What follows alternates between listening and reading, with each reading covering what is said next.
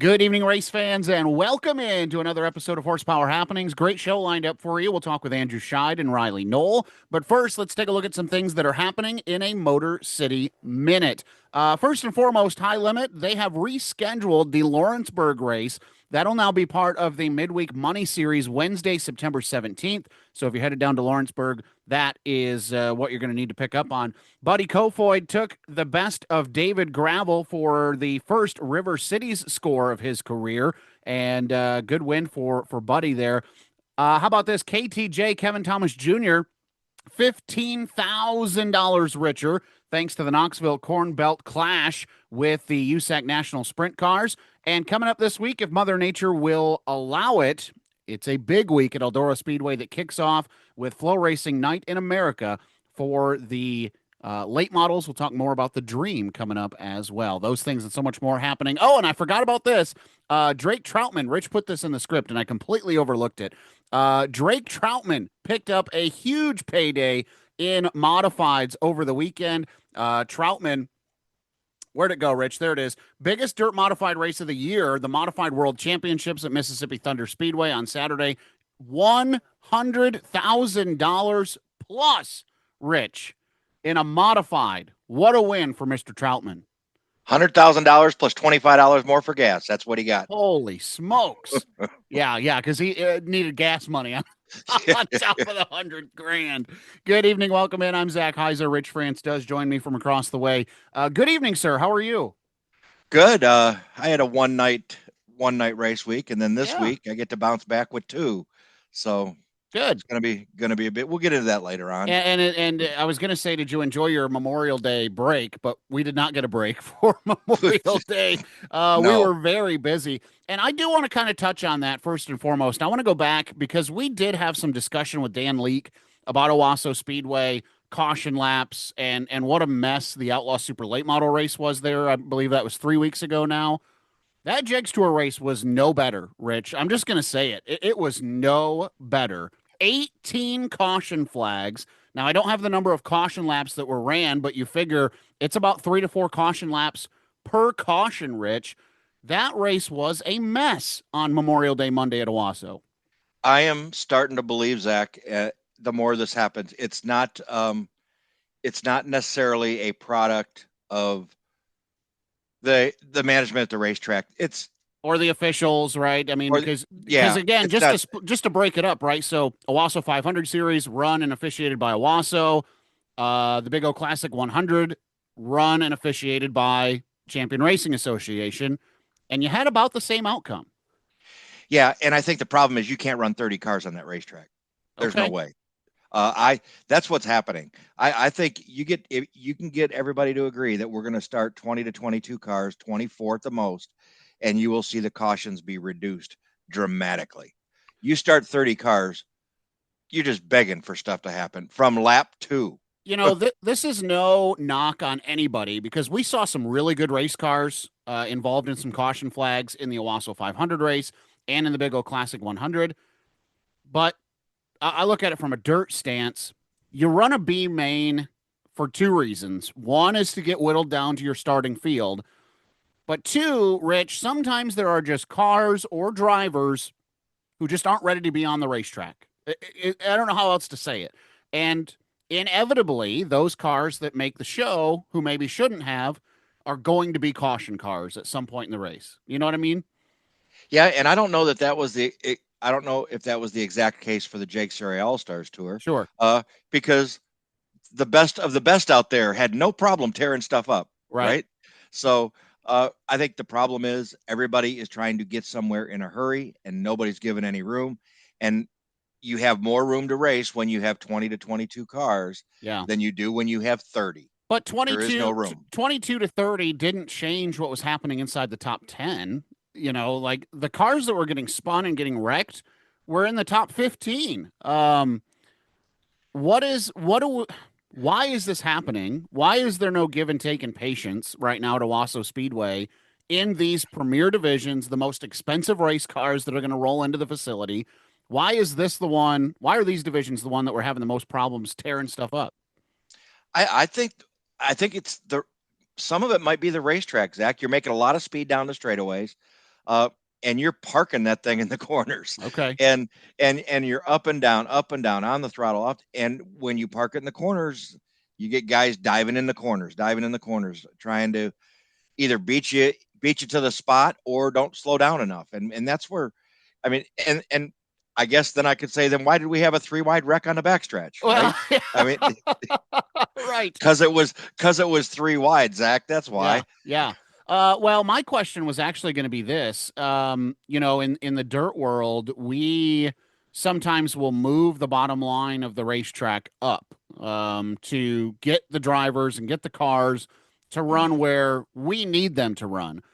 Is there too much room? Is the bottom so good at Owasso that somehow the groove needs to be pushed up? Because for our race, they were right along the rumble strips along the bottom. They were into the concrete off of the asphalt. Rich, you saw it. You were in the infield all day.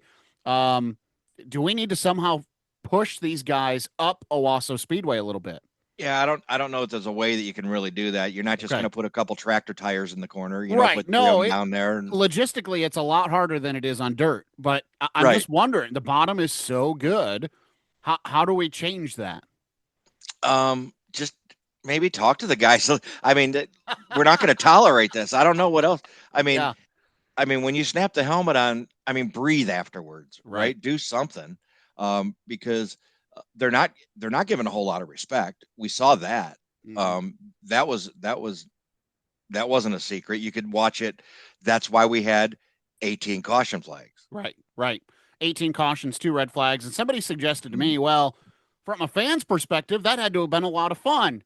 And I said, it quit being fun after about the 8th caution.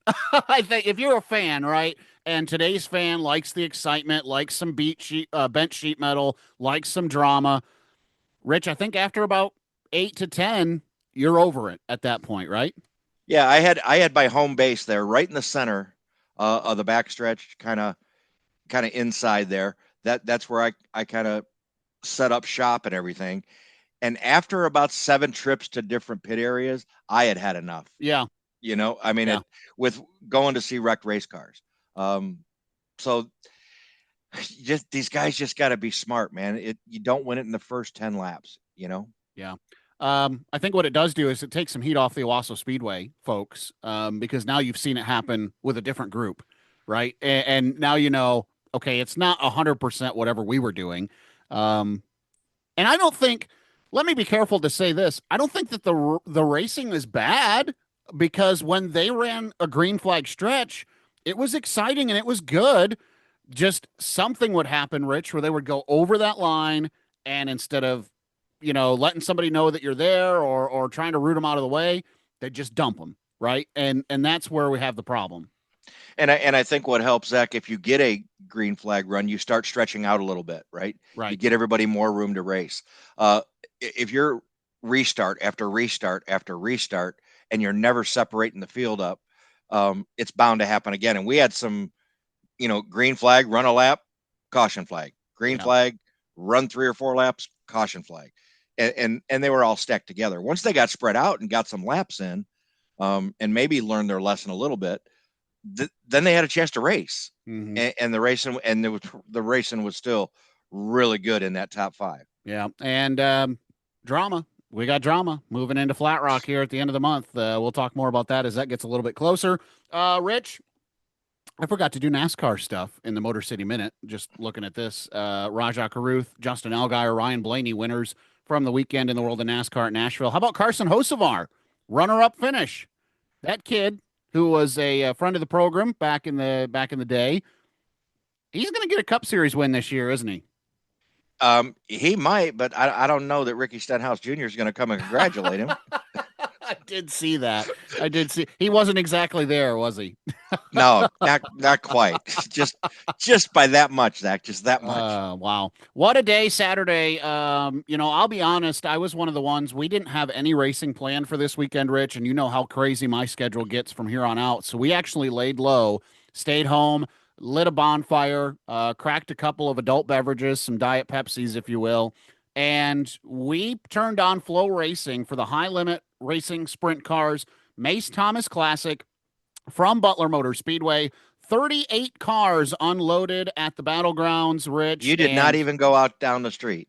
I'll tell you Oh, what, I didn't even have to, Rich. We were watching on Flow around the and you bonfire, could hear them. and all of a sudden we went, holy cow! That was the loudest. We've heard Butler from our house before. That Yeah. was undoubtedly the loudest roar from Clarendon Road that I've ever heard. And I tell you what, when there's money on the property, you can hear a difference. And what a show it was, Rich. Did you get a chance to take this one in? I did not because I was actually working You had Saturday, to Zach. work. Okay. How about Justin Peck? Holds off Aaron Reitzel and Rico Abreu. Actually ran 36 laps of the 30 of the scheduled 35 around Butler Motor Speedway. Got a bonus lap in, and thankfully for the high limit crew, it didn't change the outcome. Justin Peck gets the win over Aaron Reitzel and Rico Abreu.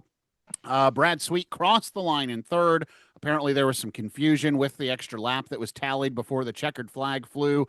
That Sweet went back to the pit area before rolling the high limit scales, which is an automatic disqualification. So he'll get credit for 25th, which changes the complexion of the high limit point standings, which is not all necessarily a bad thing. It tightens things up a little bit and makes it a little bit more interesting for the summer run.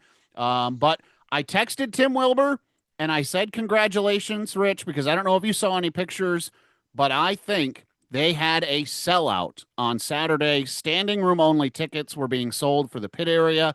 And the number that I was told was a little north of 5,000 people shoved Wow. into the grandstands at Butler Motor Speedway on Saturday. Isn't that impressive? That wouldn't have anything to do with the PR they got after last year's race, would it? I'm telling you what. And you know what? That track puts on a good show. That's all there is to it. And it was good again on Saturday. I don't know if it's going to be the best high limit race of the year again, but it was really good. Hats off to Tim and Jenny and everybody over there at Butler. I texted Tim and I said, thank you. I just told him, I said, thank you, man. Thanks for keeping this place going and then putting it back on the map because that was really cool to see. I mean, you couldn't find an empty seat from the drone shot that they were showing. Good luck finding a square inch of board that wasn't being used. It was really awesome. Boy, not the Butler you saw 5 years ago, huh, Zach? Completely different. Completely different. So hats off to them. Great work. Hey, we had some winners, local winners from the weekend, Rich. This is a segment that you have picked up on doing, and I really appreciate it. We have all of the weekend results that are available on our website, horsepowerhappenings.com, and Rich has highlighted a couple of them here on the show. What do we got? Yep. So we'll kick things off. Not a lot of people ran on Friday, Zach. No, I know. Everybody ran for the hills, but Tri-City actually hung on. They ran, and Greg Goki picked up the 30-lap late model feature win at Tri-City on Friday. Colin Thurlby once again grabbed the 20-lap B-Mod feature. Jared Blanchard took home the Outlaw Limited late model feature at Russell's M40 Speedway on Saturday. Brock Gannis would take home the street stock honors. Logan Nickerson ventured over to Crystal. I'll just take that 30-lap feature check. Just hand it my way. Well, go ahead and just put his name on it. Yep, sure. And Nate Jones would take the IMCA modified 20-lap feature event. On Saturday, over on the pavement on the west side, Bobby Santos III grabbed the must-see sprint car win over at Berlin on Saturday. And Zach, at Flat Rock, you probably haven't seen this too often. This is pretty cool. I think this is pretty cool. Rather amazing, actually. I don't know how many times this has ever happened. They ran the street stock double dash twin 50s. So 250 lap features with a 10-minute break in between to make car adjustments. No change in tires. Michigan Motorsports Hall of Famer Ron Allen would pick up career feature win number 150 in the first dash. He went down. So that was unbelievable in itself. That was a celebration afterwards. And then in dash number 2, current track record holder Johnny Rangel would pick up feature win number 1 of his career. So between the two winners, Zach, we had a great night at Flat Rock. 151 career feature wins between the two winners on Saturday night. I think that's pretty amazing. That is pretty good. And I want to say congratulations to second generation driver, young Mason Vanderveen picked up his first career late model feature win Friday at Mid-Michigan Raceway Park. And Rich, it was no slouch. He held off defending track champion Stephen Hilliker to get his first career win. So pretty good on that, huh? Oh, he earned it, didn't he? He had to earn it. And Zach, joining us now for our first featured interview of the night, presented by the Muffler Man in Coldwater. He picked up the super late model win Memorial Day weekend over at Berlin Raceway. The other track that starts with a B, Rich. Well, we were just talking about Butler and all the fun they had over here. Andrew Scheid, welcome back to Horsepower Happenings. Yeah, thank you very much, guys. I'm really excited to be back on the show. It's been a little bit.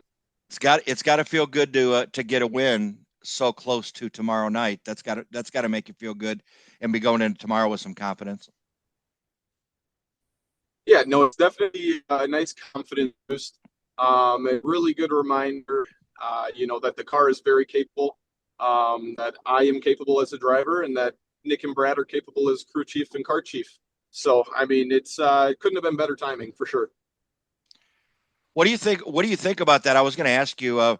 That's a pretty cool decision by Jeff and the crew out there to switch it, because you guys probably had about a 0% chance of getting that thing in on Wednesday. Yeah, that that was just a veteran move by some veteran track promoters, right? It was definitely the right move. We probably wouldn't have got the show in on Wednesday. There's a lot of guys coming out and traveling for this show. There's lots of dudes that travel for the Money in the Bank and the Battle at Berlin every year, and all they wanted to do is make sure that they didn't make fans sit in the stands just to cancel on them, and have drivers in the pits and cancel on them. So that was, like I said, 100% a veteran move. Let's talk about the race on Saturday, 2 Saturdays ago, first and foremost, the unofficial Money in the Bank tune-up event. I saw one clip, and I think the clip that I saw was telling enough. You didn't just win that race on Saturday, Andrew. You waxed them. That car, I love the smile, by the way. That 88 car was way out front, man. Just talk about how good that car was Saturday night. Yeah, we'll start by saying we struggled the first 2 races. We were 9th the first race and 8th the second. We went into last race not really knowing where we were going to be. We made a lot of changes in the shop. Nick and Brad, we made some changes for qualifying that we all agreed on, and it did not help us the way we thought it would. And Nick and Brad decided to go a different direction. They took a nice swing at it for the feature, and I mean, I don't know if I'd even call it a swing. It was just a home run. They had us out front. I didn't have to do anything in the car. It was driving itself, right? So, sometimes you get that car that it's the magic piece, and that's what it was last race. This win on Saturday, how much can you take from that and apply to tomorrow? First and foremost, this is not a knock on the weekly field that's there at Berlin. It's some of the best late model drivers in the region that run there on a weekly basis. But tomorrow, Tuesday's Money in the Bank is going to be completely different. More money on the line. Let's face it, some better talent in the building. What do you take from Saturday and now try to apply to what you're going to do tomorrow? You can say that you have a general idea of where you're supposed to be, but you have to look at the temperature of, the air last race. I think we were in, the low 50s. Mm-hmm. And now tomorrow it's going to be, damn near 90 at, right. Middle of the day. So, a lot of that stuff you can obviously keep your baseline. You're close, right? But there's some fine tuning that needs to be done for everyone from last race to this race. It's an aspect of asphalt racing that as a previous dirt racer, I always took for granted. I was like a pavement princess, what do you guys have to worry about talking about track conditions? And it's insane what just a cloud over the track for qualifying can do for you real quick. Wow. So, there's a lot to think about for all of these teams and crews and drivers going into tomorrow, knowing that, it's going to be a very high temperature race compared to especially last race. So yeah, there's definitely a lot of changes to be made, but I'd like to add on, some of the guys coming in. You have a team like Bubba Pollard that no matter what car he's in or what track he's at, he's in contention to win. So you have a lot of guys like that coming out, but you also can't turn down the Berlin crowd too much. I mean, Austin Hull has really turned it on the past 2 years with his new crew chief, Carl. And, you have Tyler Lupton out there with Johnny Van Dorn. You're going to have Carson with Butch Van Dorn. You have Dylan Stovall with Ethan Stanuchik. Like, there's a lot of good, talented drivers out there that also bring, full-time crew chiefs to the track for a weekly race. And then don't roll over on guys like there's Joe Bush either, right? I mean, he just went to victory lane a couple of weeks ago. The old veterans too. I mean, that's why I say the Saturday night field is stacked on a regular basis, and then you bring in the Carson Hosevars and the Bubba Pollards and the outsiders, if you will, and you've just doubled. You haven't diluted it; you've doubled the intensity of that field. Absolutely. Yeah. We're looking at drivers like Trayton Lapsevich too, that is coming in. I mean, he's obviously pretty good wherever he goes too. Clearly a really talented driver. Joe Bush, man. Wow. Every time you think that, maybe he's getting a little older and he'll start to slow down, he just keeps getting faster. So, it's a cool thing to see. So talk to me a little bit. Everybody knows Berlin's a big half mile, a technical half mile. When you get out front like that, is clean air a really big deal? We know Berlin's not the fastest half mile around, but does clean air make a big deal for you when you're out front? You know what? It kind of depends on the circumstances. In my personal opinion, I don't believe that we're going fast enough or that we have enough aero at a track like Berlin for it to matter too much. However, aero is a factor, right? There's all sorts of opinions and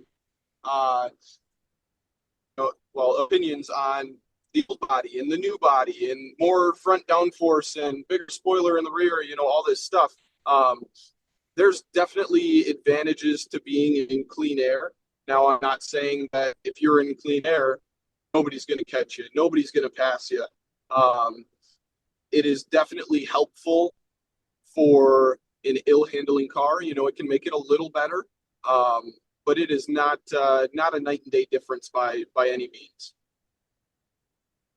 So what do you guys do? I mean, it seems like if we wanted to, about every month or every 6 weeks we could talk to you. You end up pulling off a win. How are you guys going for this championship this year? How are you looking? Yeah, I mean, like I said, we struggled the first two races. So at the moment, we're sitting like seventh in points. Not good at all, to be honest. Our whole goal going into this year was to pull off the championship. We finished runner-up to Brian Campbell 2 years. Obviously, finishing second sucks. Finishing second to Brian Campbell makes it a little easier. By no means do I want to finish second in points, but that's a good guy to do it too.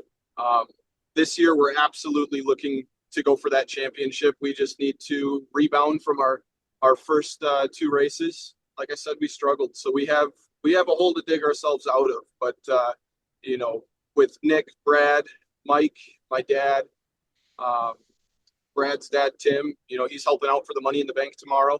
That's the team that I believe in can dig ourselves out of a hole. And, I believe in myself as a driver to be able to do it too. So, and let's remember, seventh in points, no worries. And let's remember defending NASCAR, NASCAR regional champion too. So, we'll never understand how that happened. That you won the NASCAR sanctioned championship and Brian won the track championship. But hey, something to hang your hat on for sure. I want to go back to Battle at Berlin, Money in the Bank, and talk about what happened last year, because obviously everybody goes back and watches tape, and Blake Rowe almost pulled off something last year that I don't think anybody thought could be done. And to preface it a little bit, a reminder to everybody that Berlin is not on Hoosier tires again this year. This is the second season that they're going to be on the McCreary American Racer tire. And with that in mind, Blake stretched those tires a long way last year and almost got the win. If that competition caution doesn't come out, arguably he goes to victory lane on some old tires. How much are you guys talking about strategy for tomorrow, and how much do you expect that to play into the race? Yeah, I mean, when you bring in these 150 lap races, 250 lap races, obviously, tire strategy comes to play. Uh,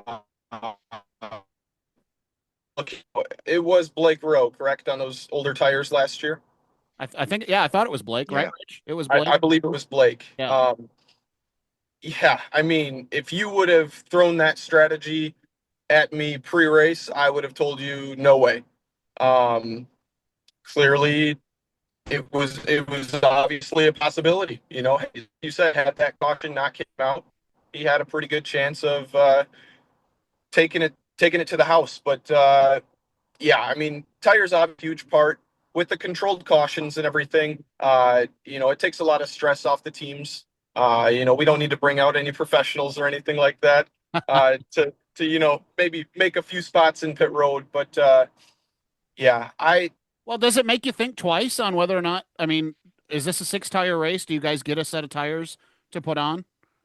it's a 6 tire race, so we get 2 tires to put on. So we'll most likely only be putting on right sides. Does But it I mean, make you question whether or not you go down pit road and get tires with everybody else? there's obviously a lot of talk about that between probably every single team because it kind of depends on the race that you're having too. I know that early on in the race, I believe Blake was struggling, and that's why they went off strategy like that, and it just happened to work out amazing, right? Until the end there. But if you're having a bad race, go off strategy, try something crazy. Try and make something happen. If you already don't have a chance, you might as well be different and give Yeah. yourself at least a small opportunity.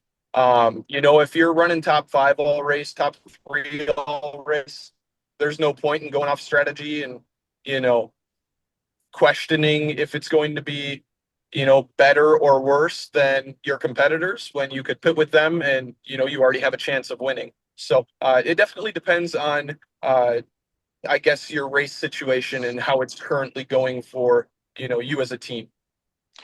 Zach, let's take a break from this interview for a minute. The Muffler Man in Coldwater is so much more than just mufflers and exhausts. Just because the weather's warming up doesn't mean you need to be riding the streets on slicks.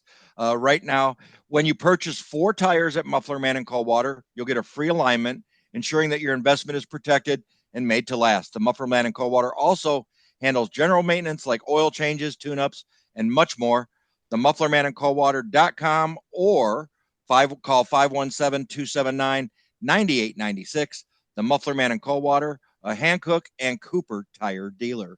I want to ask you, Andrew. I think the weather's going to play it in your hands. I don't think you guys have raced when it's been 80 degrees yet this year, and it's going to be almost 90. It'll still be 80s when you guys start racing. You're going to want to get a couple of those greasy right side tires off of that race car before you get to the end. No, I definitely agree with that.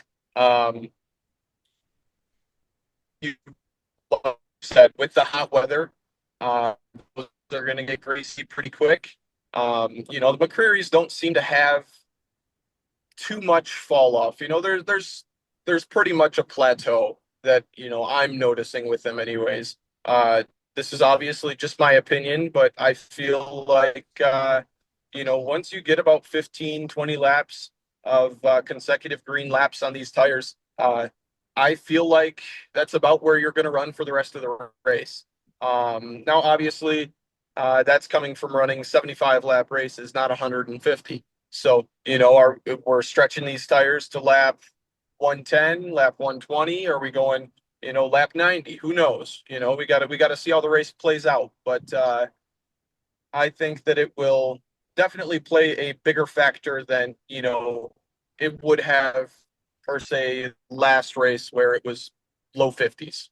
What? Yep. And I have yet to see a tire, Drew, that has liked the heat, right? There isn't one, they don't make one that loves to get Yeah. that hot the way it's going to be tomorrow. Yeah, no, I definitely agree with that. As track gets hotter and a little more greasy, it just loses all around grip. These McCreary tires obviously don't have as much grip as your Hoosier. So you're already losing some ball around just by switching tires. we're looking at a greasy track too. So it's there's a lot of things to look at, think about, whether you're in the driver's seat or handling the wrenches. I thought that last year the Berlin guys would maybe have an advantage with the McCreary tire, and that was proven to be not the case with Eric Jones Yeah. and Bubba Pollard, there at the end of the race. But maybe now this year that could potentially be more of a factor because you guys have a better notebook on what the McCreary tire does. Last year at this time, nobody really knew what the heck was going to unfold on that tire in that race, especially not the guys that run exclusively Hoosiers across the country.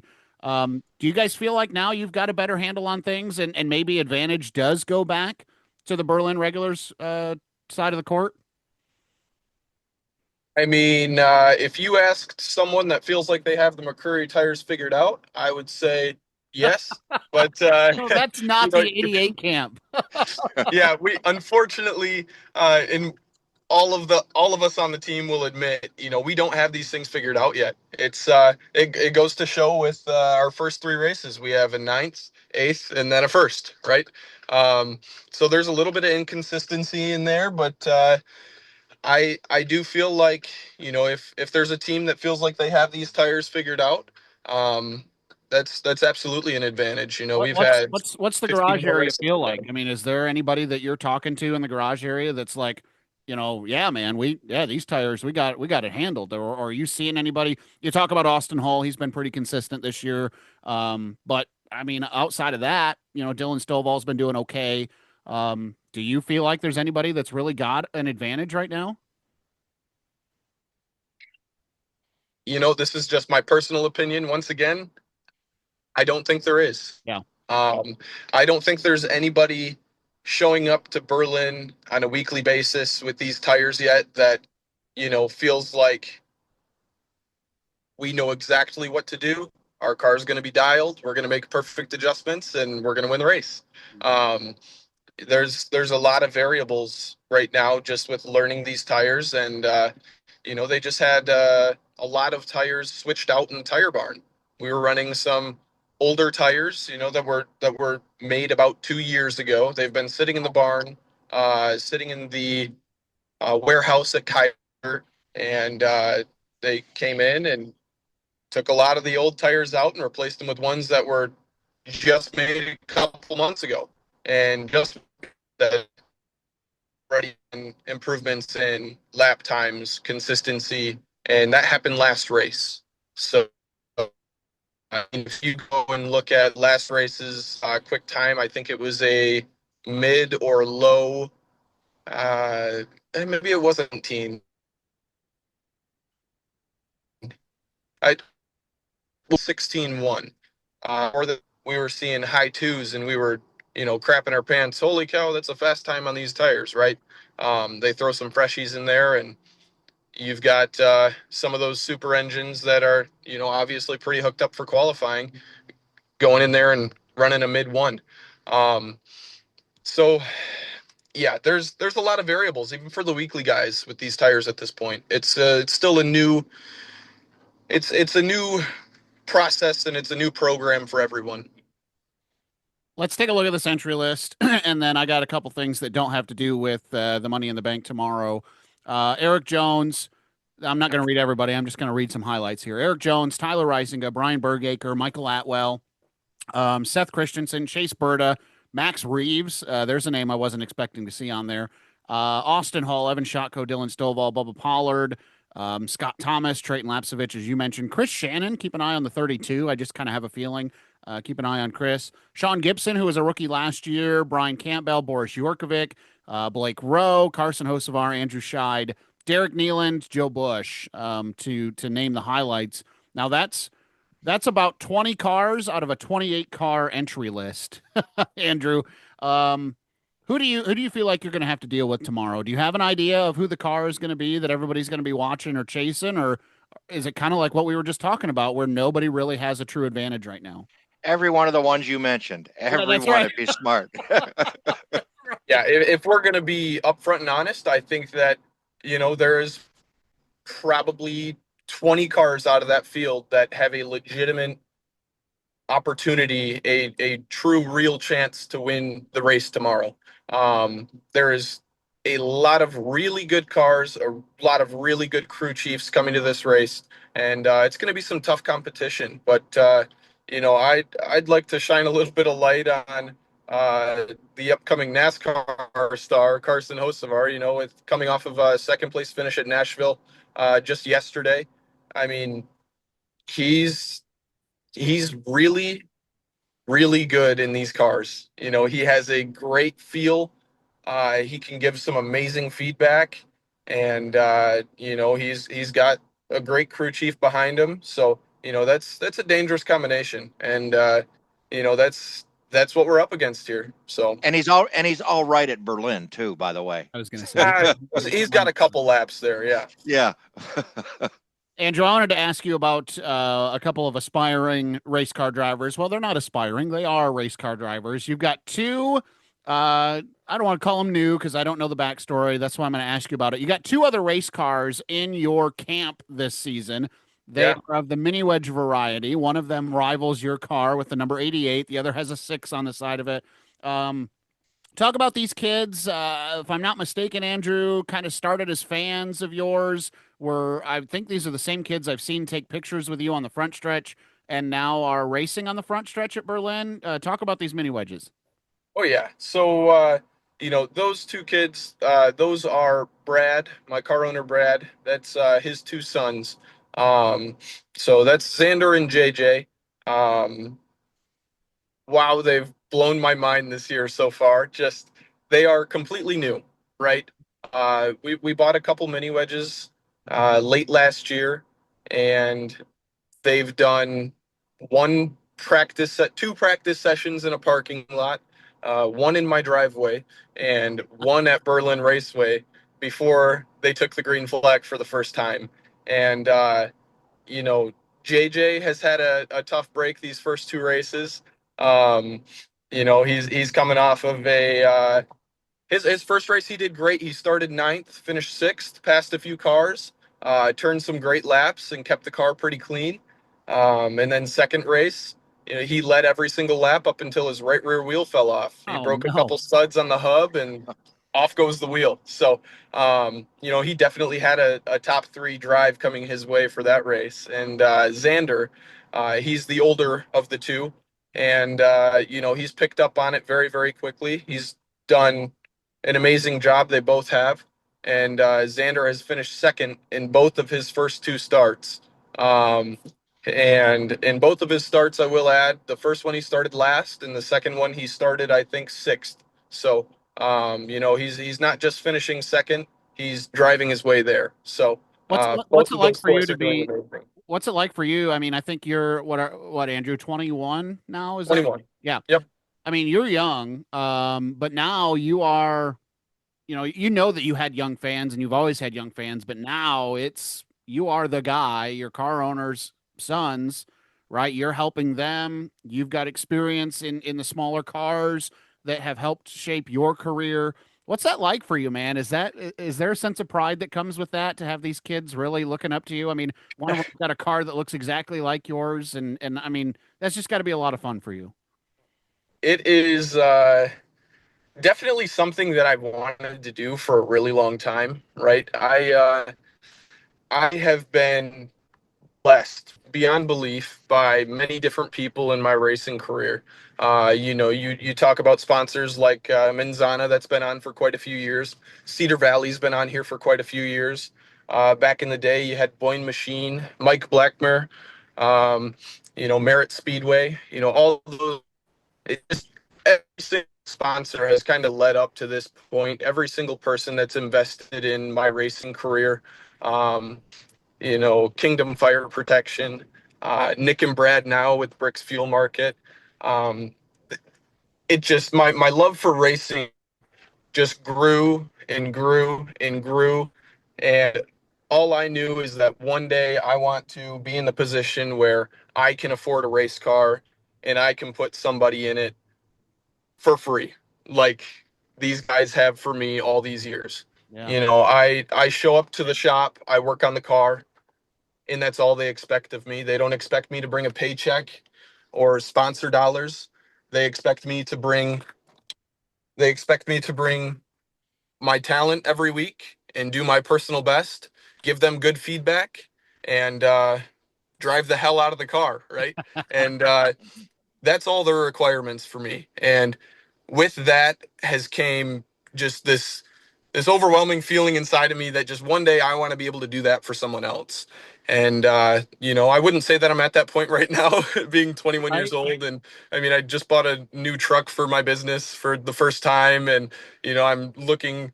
I mean, I bought property, and I'm trying to build a house. Like, there's it's a tough point in my life for sure.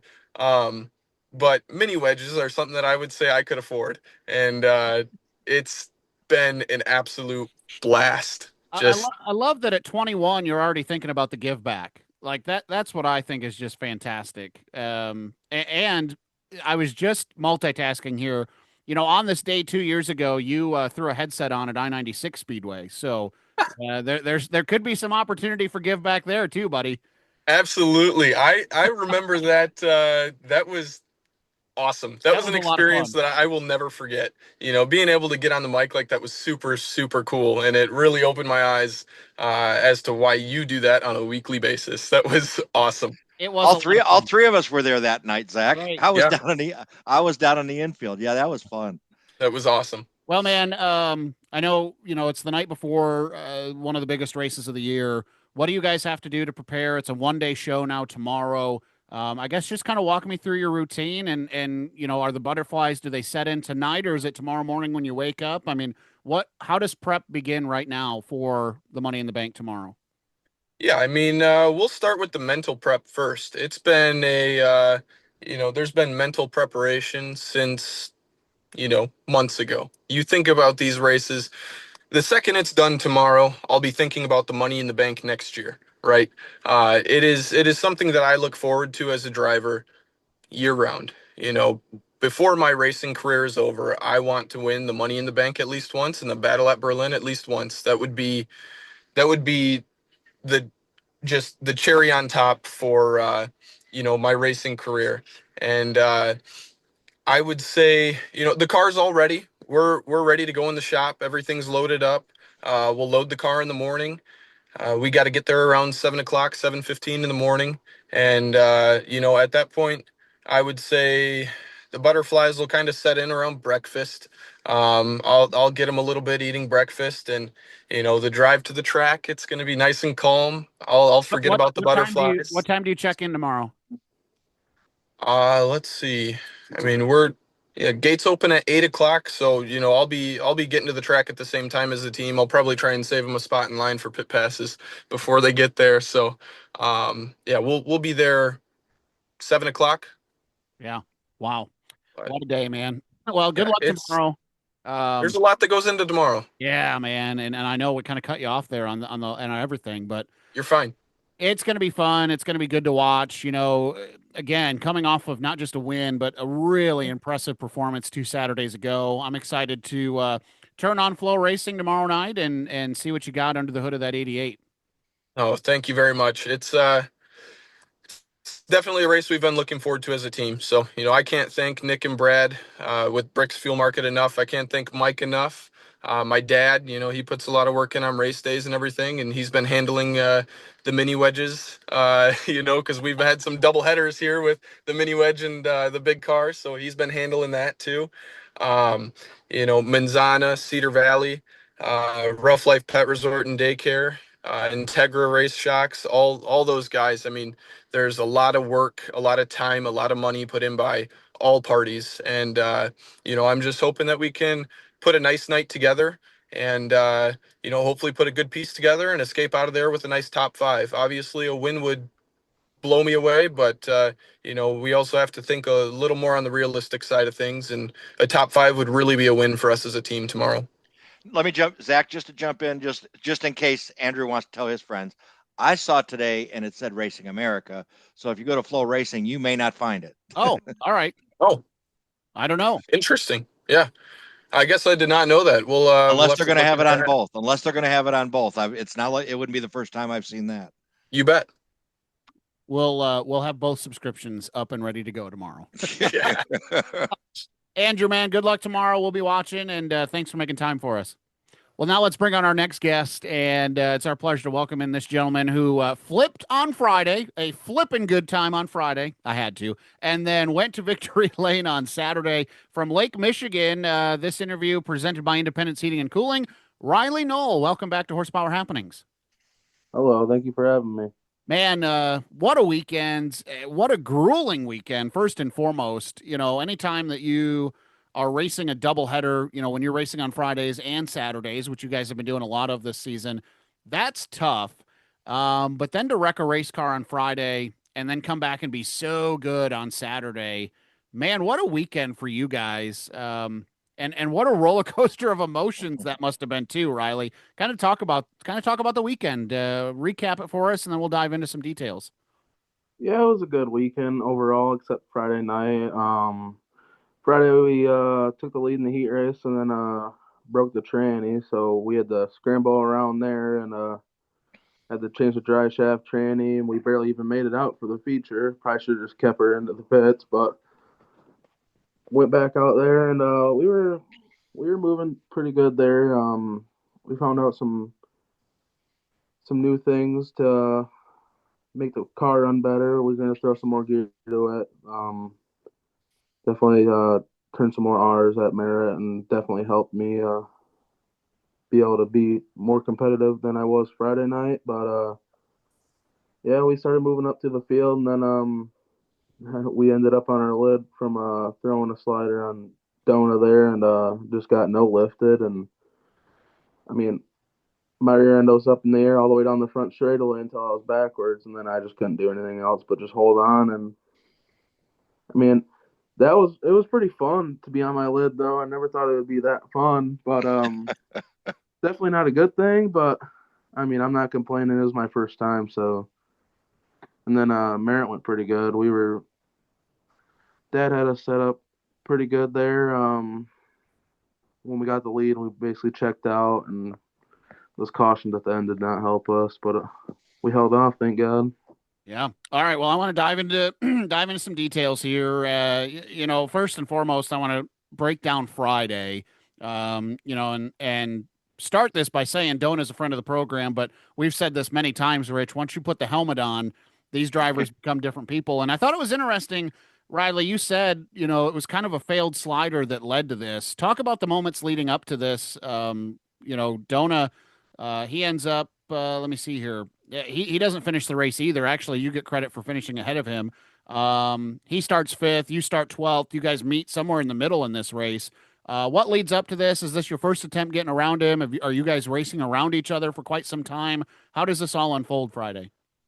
I got up to him here about like lap 3 or so, lap 4. We were side by side for like 2 or 3 laps, and I seen he went in the 3, made it like didn't go on the cush, so I thought he would have had a little bit further behind us. So I tried to slide up in front of him.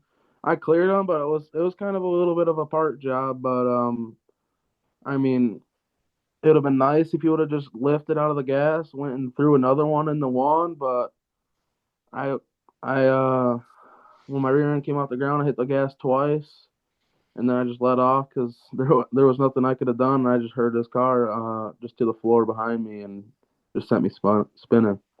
Did you guys, was there any dialogue between you two afterward? I mean, Dona's been doing this a long time, obviously. He's got the seniority on you, but you're young, you're out there racing just the same as he is. Do you guys have any conversation about what happened either Friday night or Saturday before Merritt? No, I know my crew went down there to try to talk to him a little bit. I know my uncle talked to him. I don't know exactly what was said there, but I was stuck in the ambulance for that time. Then I got back to the pit and just was talking about it to the family. Mm-hmm. Do you change anything that you did Friday? I mean, obviously hindsight's 2020. You said, right, maybe we should have just left the damn thing back at the trailer with the transmission problem. Do you look back at the film and think about ways that maybe you could have raced Dona different, or is that just one of them racing deals? I guess, right?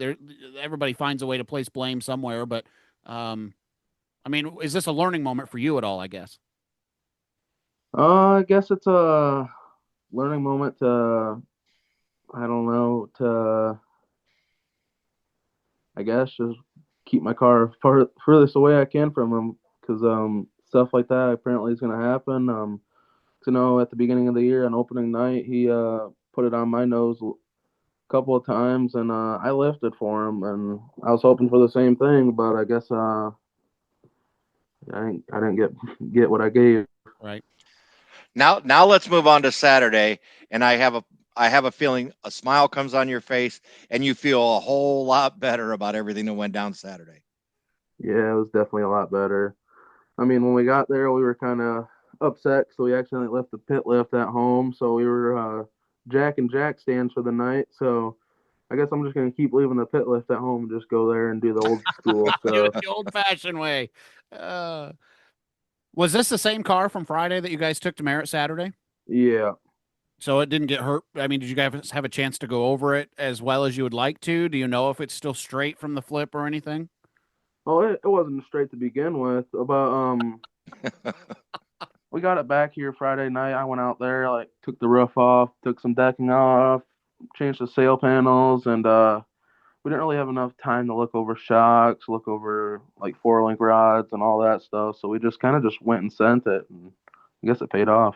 You know, as they say sometimes, Rich, a bent car runs better than a straight car anyhow. So Yeah, I wouldn't breathe on it. So take us through your feature, Riley. Kind of tell us, let us know, where'd you start and when'd you take the lead and what you had to do to get there. Yeah, we started fifth there behind Jacob Stir, or it was behind Spangler. I followed him for a minute. Track was a little bit drier than I was hoping, and so the bottom was still cleaned off from like the 4 cylinders and the street stocks in front of us. So I basically had the advantage starting down there with everybody. And I think we drove the third in the first corner, and seen Jacob Stir made a mistake on lap 2 or 3 and got around him. And then I basically followed Spangler there for about like 7 laps or so, and then got around him. And then I got told that I had like a 5 second lead there before the caution. wow. So late race caution then? Yeah, it was like lap 25 or so. Wow. All right. Talk us through that, man. How'd that unfold? I knew we were good. I was just I looked over and I seen one of Finley's guys trying to play mind games with me, trying to act like he's showing Chad to the top. But I looked at the track, I just seen all the marbles getting thrown from the bottom all the way across the track. So I said there ain't no way it's even up there. So I just held my line down at the bottom, and definitely paid off.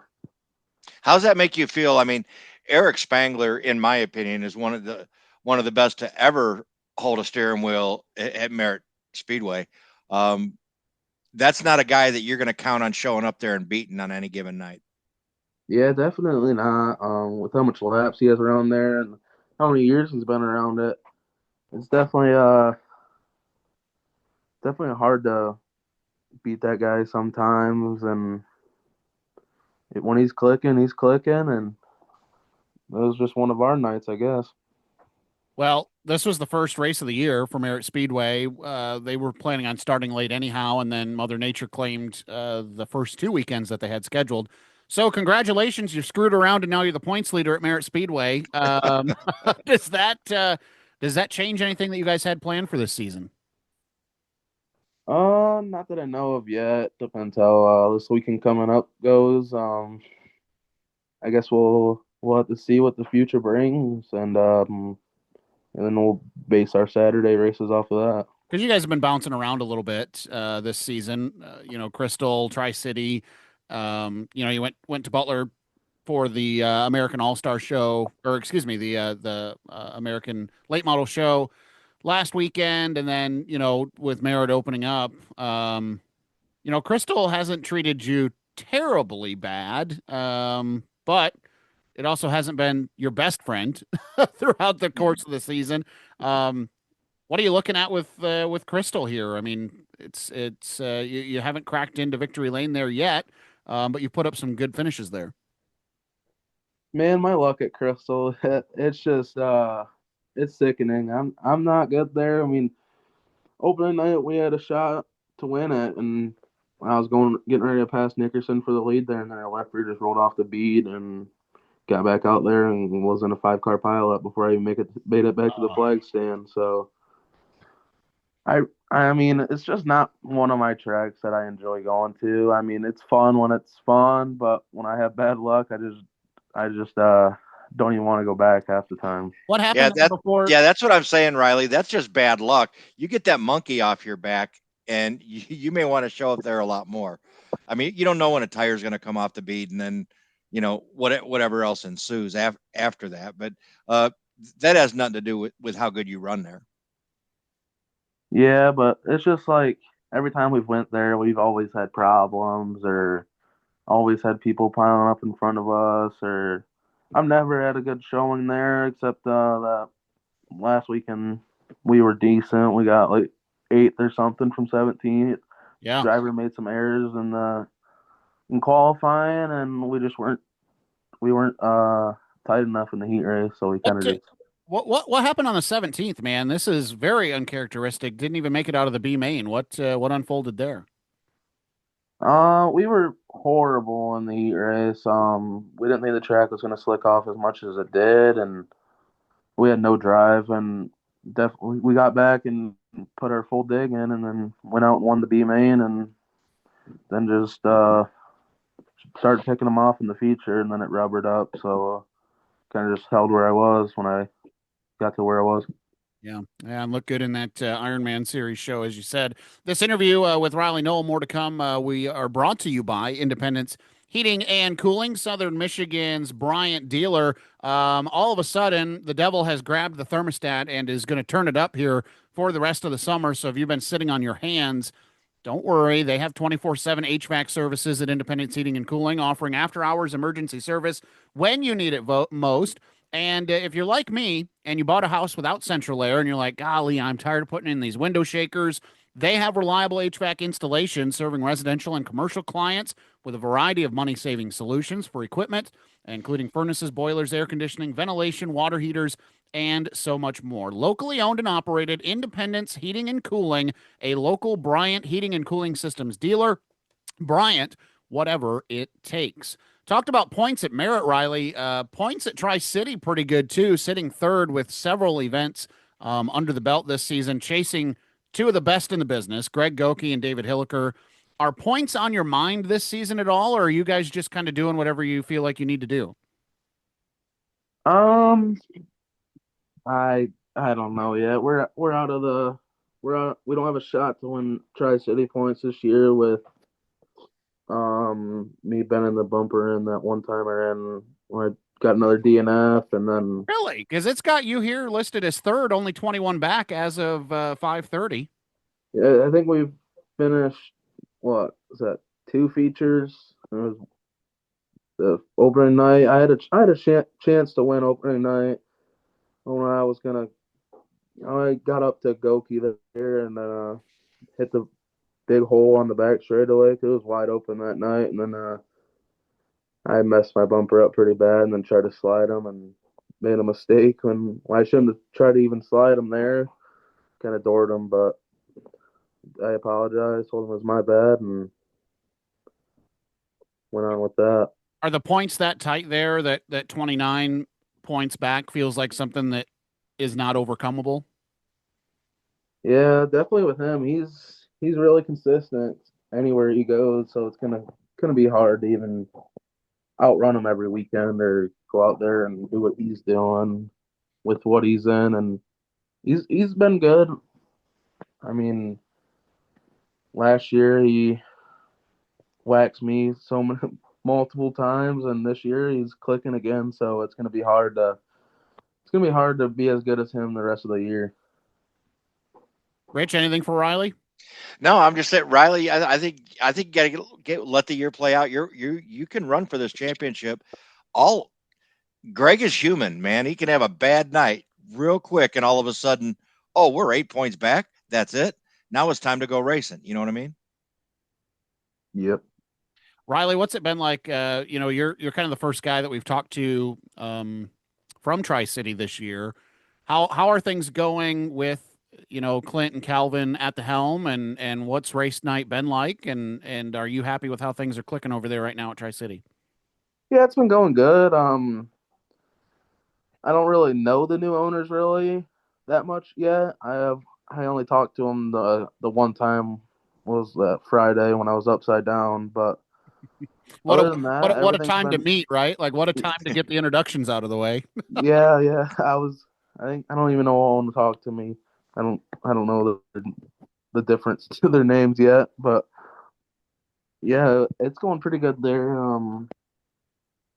Definitely they got something good going there, and hopefully more to come. What have the tracks been like for the fans who maybe haven't been up there yet? We know that Tri City could kind of go either way. I've seen Tri City where it's been hammered down, right, Rich? You've seen this too, where it's got a lot of moisture in it and it's kind of rutted up and it's a hammer down track all night.